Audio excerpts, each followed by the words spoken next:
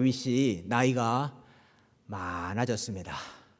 이제 모든 사람이 가야 하는 그 길을 앞에 두고 있었습니다. 그랬더니 다윗의 아들 중에 한 사람이 다윗이 나약해져 있는 그 틈을 타서 스스로 높여서 왕이 되고자 하는 사람이 나왔습니다.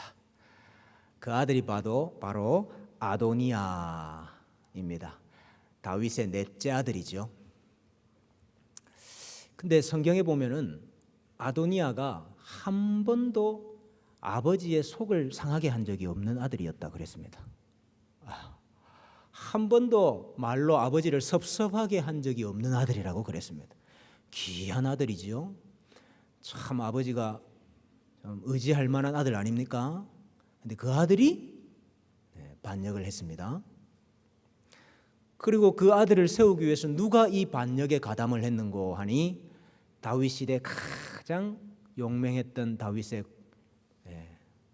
장군 1번 누굽니까? 요압. 그리고 대제사장으로 잘 섬겼던 누구지요? 아비아달.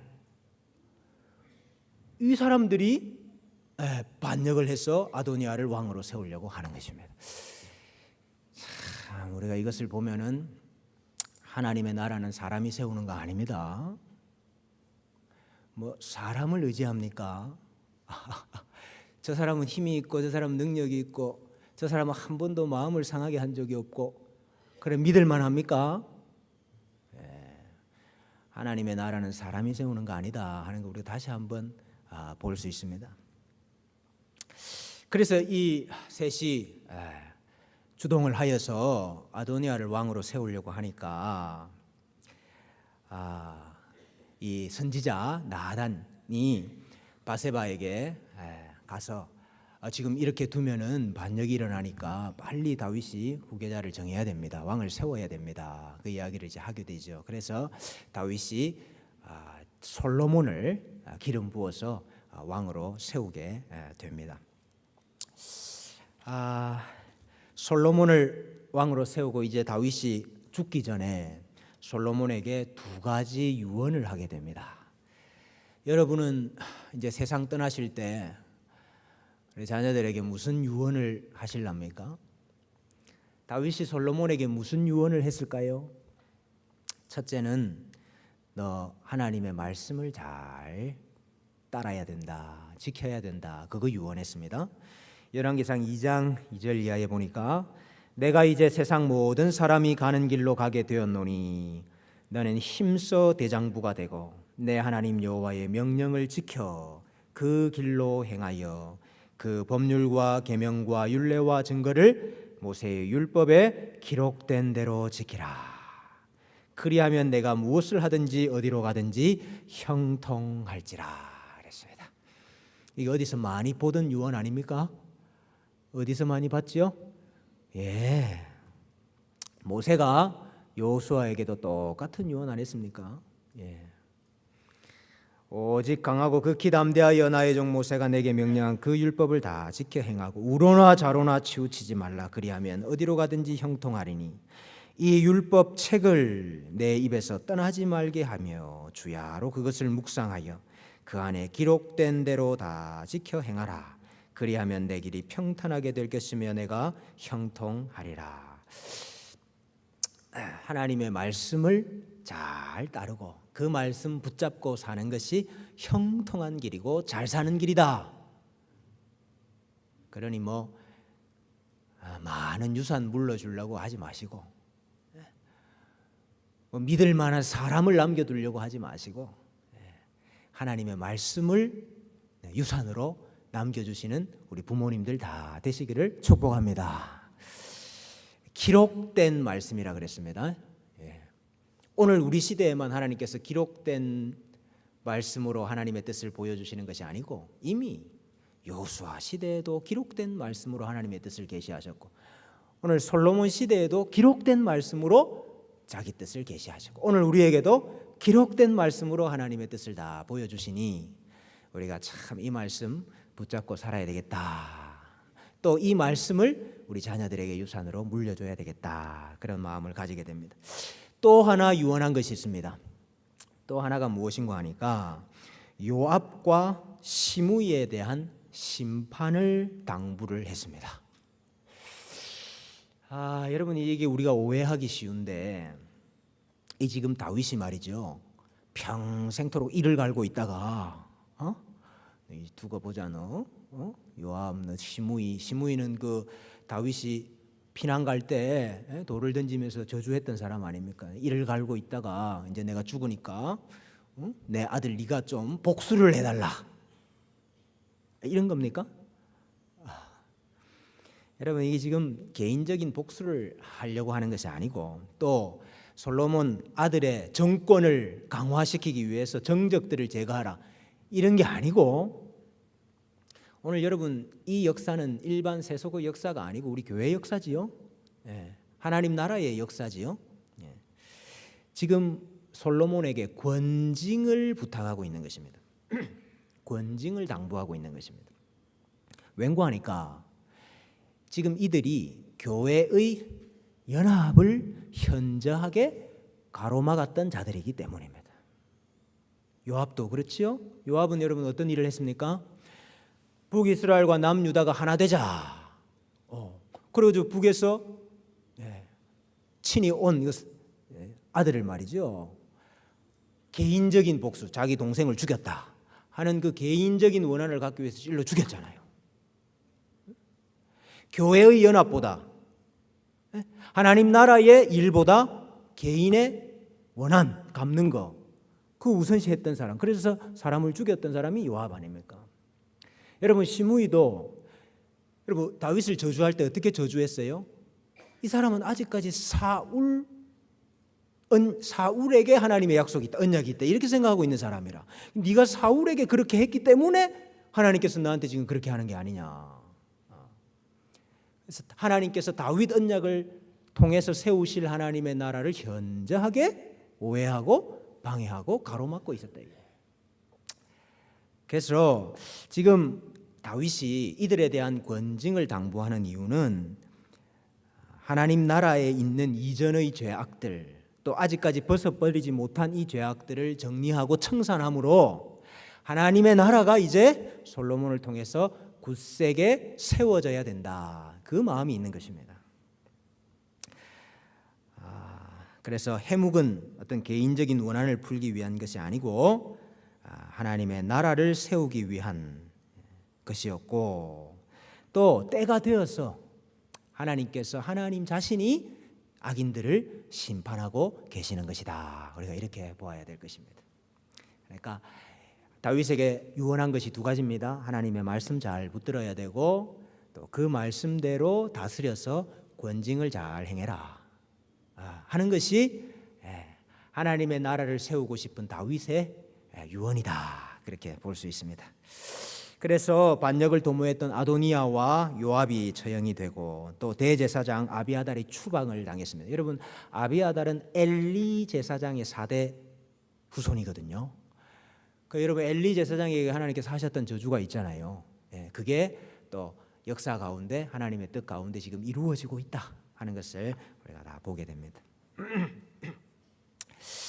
자, 이렇게 왕이 된 솔로몬, 다윗도 하나님을 사랑했지만은 솔로몬도 하나님을 참 사랑하는 왕이었습니다. 여러분 그 당시에는 하나님을 사랑하고 하나님을 가까이 하고 하나님께 예배하고 하나님을 경배하는 게 뭡니까? 제사였죠, 제사. 그래서 솔로몬의 이 하나님을 사랑하는 마음이 무엇으로 드러났는고 하니까 일천번제라 하는 제사로 드러나게 된 것입니다. 여러분 일천번제는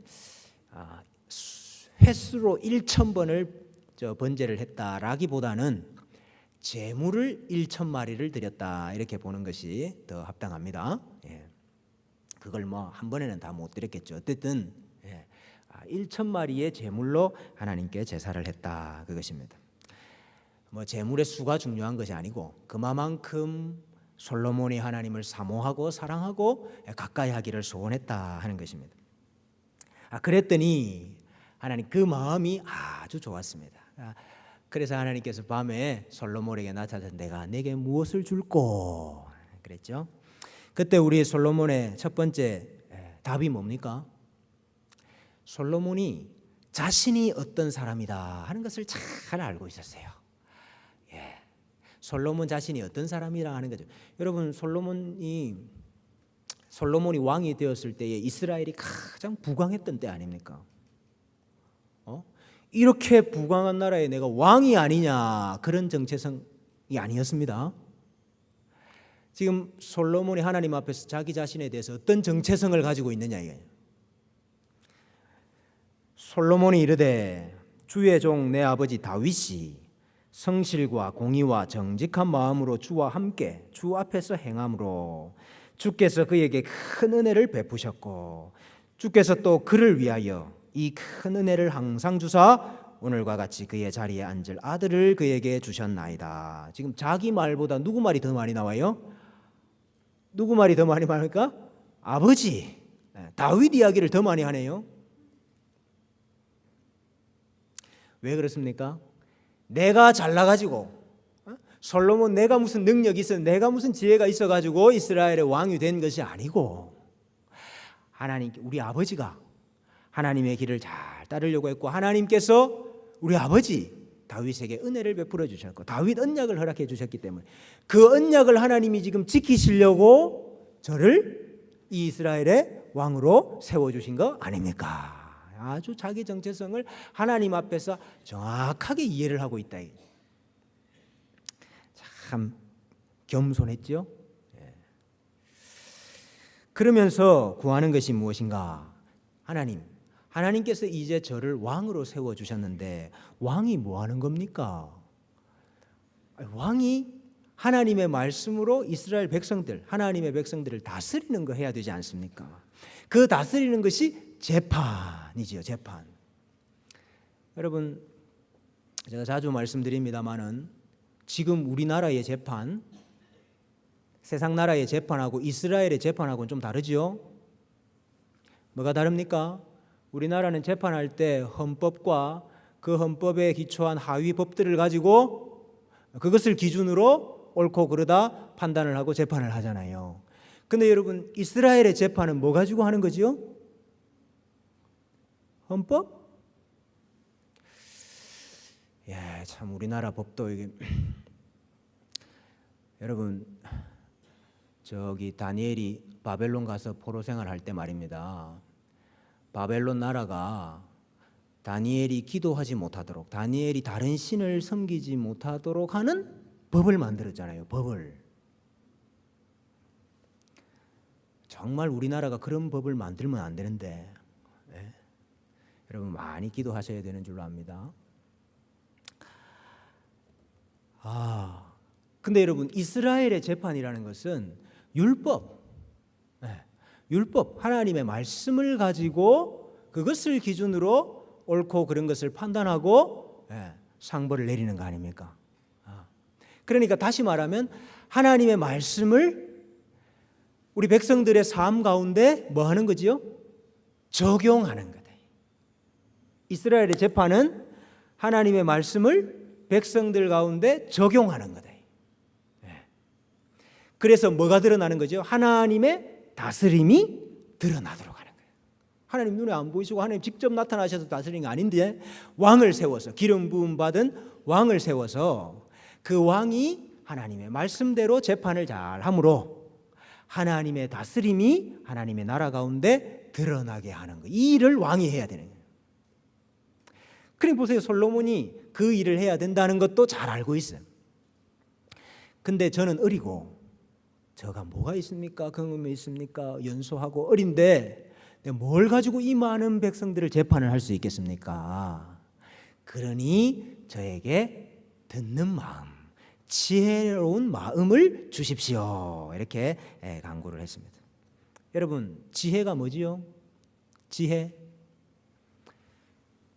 국어사전에는 이래 되어 있습니다. 사물의 이치나 상황을 제대로 깨닫고 그것에 현명하게 대처할 방도를 생각해내는 정신적인 능력이다. 이걸 지혜라고 합니다. 근데 성경에서 말하는 지혜는 그게 아니죠.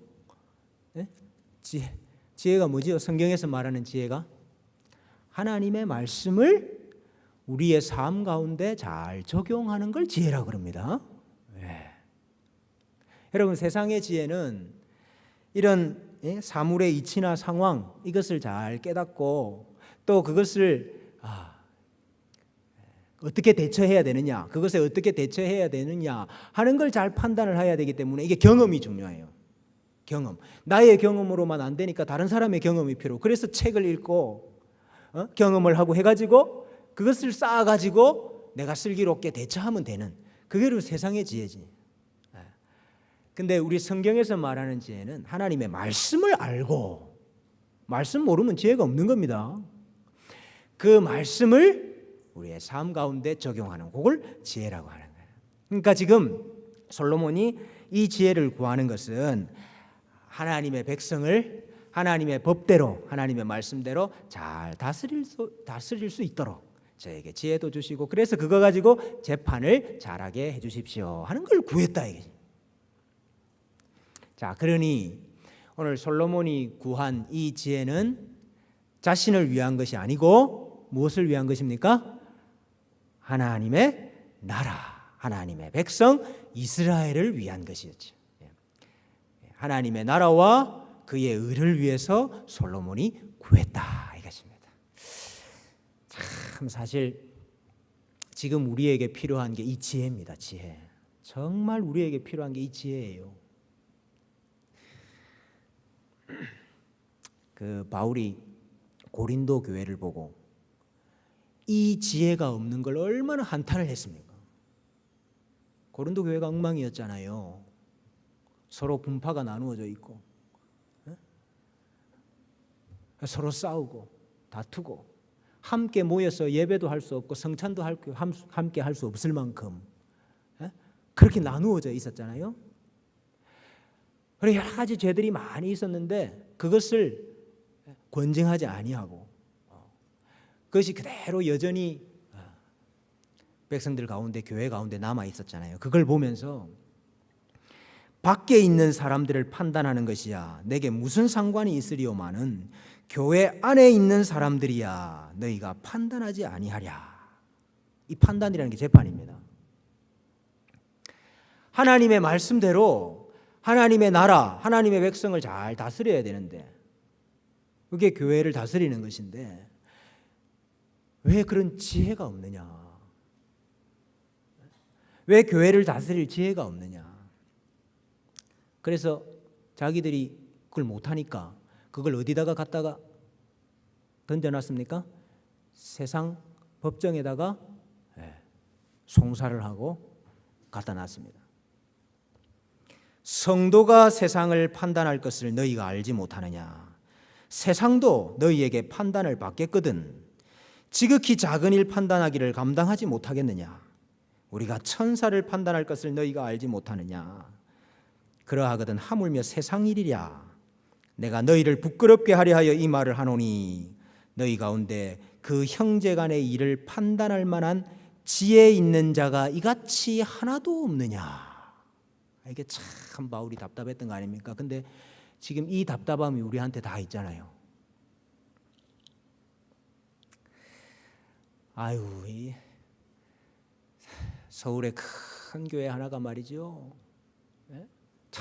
두 파로 나누어져 가지고 서로 열심히 싸우는데 자기들끼리 싸우고 자기들의 지혜 있는 사람이 있어 가지고 성령과 지혜가 충만한 사람이 나와 가지고 그 교회 일을 판단하고 재판하고 이렇게 해야 되는데 그걸 다 세상 법정에다가 송사를 했습니다. 그래 놨더니 세상 법정에서 뭐라고 지금 해놓은지 아십니까?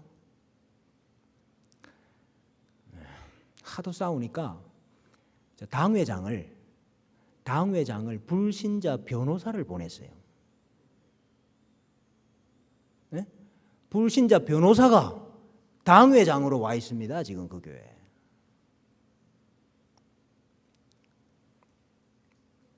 전무후무한 일입니다. 이거. 네.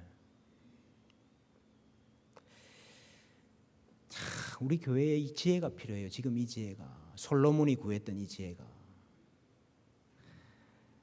여러분, 어떤 교회에 목사가 위임 목사냐 아니냐,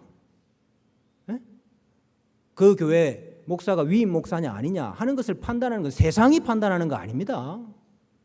그걸 왜 세상이 판단해요? 그 교회 세우시는, 직분자를 세우시는 분은 하나님이세요. 교회가 판단할 것이지요. 그건 세상이 판단할 문제가 아니지요. 우리 가운데 얼마나 지혜 있는 자가 없으면, 우리가 지금 세상의 판단을 받고 있습니다. 정말 참 우리가 엎드려서 참 기도해야 될 문제인 줄로 압니다. 그래서 정말 이 솔로몬이 구했던 이 지혜가 우리와 또 우리 자녀들에게 주어져야 참 우리 한국 교회가, 우리 조국 교회가 무너지지 아니하고 설 줄로 압니다. 솔로몬이 하나님의 나라와 의를 위해서 구했다. 지혜를 구했다. 그랬더니 하나님께서 그것이 너무나 마음에 들은 거예요. 네가 너를 위해서 장수도 구하지 아니하고 부도 구하지 아니하고 원수의 생명멸하기도 구하지, 뭐 명예를 구하지도 아니하고, 야, 내 나라와 내 백성들을 위해서 구하는구나. 이것이 너무나도 마음에 드셨죠. 그래서 내가 구하지 아니한 부귀와 영광도 내게 준다 그랬습니다. 우리 마태복음 6장 33절에도 우리 예수님께서 친히 그렇게 말씀하셨죠. 너희는 먼저 그의 나라와 그의 의를 구하라. 그리하면 이 모든 것을 너희에게 뭐 한다고요? 더하시리라. 이게 저는 덜 볼 때마다 뭐가 생각나냐면 덤이 생각나요. 덤. 여러분, 우리 슈퍼 가면은 뭐 하나 사면은 뭐 하나 끼워줍니다. 그런 거 있잖아요. 끼워주는 거. 그리고 끼워준다고 그 테이프로 이렇게 딱 발라놨잖아요. 뭐 하나 사면은 같이 갖고 가는 거 이렇게 테이프로 발라놔야 돼. 테이프로. 꼭 그거와 비슷합니다. 우리가 먼저 하나님의 나라, 하나님의 백성, 교회 생각하고 그것을 위하여서 구하고 기도하고 빌 때에 하나님께서 덤으로 그곳에 이렇게 테이프로 발라져 있는, 그게 장수도 있고 부도 있고 명예도 있고 지위도 있고 평안도 있고 다 붙어 있는 거예요. 여러분, 그것만 얻으려고 이렇게 테이프 잘라가지고 하면 안 됩니다. 안 잘립니다. 우리 자녀들, 우리 부모님들이 우리 자녀들한테 말이죠. 지혜를 달라고 해요. 지혜를 달라고. 근데 그때 말하는 지혜는 학교 성적 잘 받는 지혜라. 그거 말고 네가 정말 하나님을 위해 살고 네가 주의 나라를 위해 살면 하나님이 필요하잖아요. 아니, 그 자녀 통해 가지고 하나님의 일을 하시려고 하니까 지식도 줘야 되겠고 학문도 줘야 되겠고 지혜도 줘야 되겠고 건강도 줘야 되겠고 물질도 줘야 되겠고, 그러니까 하나님이 주시는 거지요. 정말 우리 자녀들에게 이거 가르쳐. 여러분, 공부를 잘해라 이거보다 뭘 가르쳐야 됩니까? 네 인생은 하나님의 것이다. 너는 하나님을 위해 사용받아야 된다.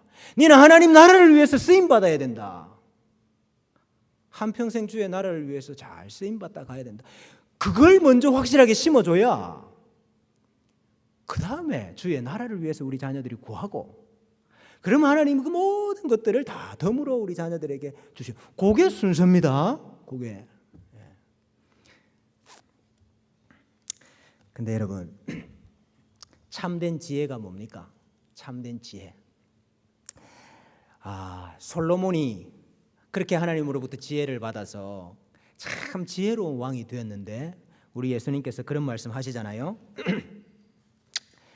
심판 때에 남방 여왕이 일어나 이 세대 사람을 정죄하리니 이는 그가 솔로몬의 지혜로운 말을 들으려고 땅 끝에서 왔음이거니와 솔로몬보다 더 큰 이가 여기 있다. 우리 예수님께서 솔로몬보다 더 큰 이십니다. 왠고하니까 고린도전서 1장 30절에 너희는 하나님으로부터 나서 그리스도 예수 안에 있고 예수는 하나님으로부터 나와서 우리에게 지혜와 의로움과 거룩함과 구원함이 되셨다. 예수님이 지혜시라. 그 안에 지혜와 지식의 모든 보화가 감추어져 있느니라. 예수 그리스도 안에 지혜와 지식의 모든 보화가 다 감추어져 있다. 그러니까 예수님이 지혜의 실체이시다. 여러분 아까 지혜가 뭐라 그랬습니까? 하나님의 말씀을 우리의 삶 가운데 잘 적용하는 것인데 율법과 선지자를 이루신 분, 말씀을 성취하시고 말씀을 이루신 분이 예수님 아닙니까? 그러니까 지혜의 원형이시지. 그분이 지혜이시죠. 그러니 솔로몬보다 큰 이시고 그 안에 지혜와 지식의 모든 게 다 들어가 있다. 성도가 지혜롭게 산다 하는 것은 예수님께서 나를 위해 죽으시고 부활하셔서 내가 예수님과 묶여져 있다, 내가 예수님과 연합되어 있다 하는 것을 깨닫고 나의 생각과 나의 사고와 나의 행동 모든 것을 그분과 함께 사는 것, 그게 지혜입니다. 여러분은 정말 지혜롭게 살고 계십니까? 참된 지혜는 그리스도의 인격과 사역을 통해서 우리가 하나님과 올바른 관계를 회복할 때만 이 지혜라는 것이 생기게 되는 것입니다. 우리 자녀들은 정말 지혜 있는 자녀들입니까? 복음이 지혜의 근간이지요. 그러니 우리가 이 세상 학문 가르치고 이 세상 지혜를 가르치는 거 필요하지만은 먼저 복음을 가르쳐야 되겠다. 먼저 복음을 이야기해야 되겠다. 예수 그리스도 안에 모든 지혜와 지식의 보화가 다 들어가 있다 하는 것을 가르쳐야 되겠구나 하는 것을 오늘 어버이 축복주일을 지나면서 다시 한번 깨닫게 됩니다. 우리 성도님들, 우리 교회의 자녀들의 어버이시들이고 부모님들이십니다. 우리 자녀들을 위해서 많이 기도해 주시고 우리 자녀들 복음을 제대로 깨닫는, 그래서 어렸을 때부터 인생을 하나님께 드리고 하나님의 나라와 의를 위해서 바치는 그런 인생이 될 때에 우리 후손들이, 우리 자녀들이 하나님 앞에서 복되고 영광스러운 인생을 살게 될 줄로 믿습니다. 이 은혜와 복이 우리 가운데 가득하기를 주님의 이름으로 축복합니다.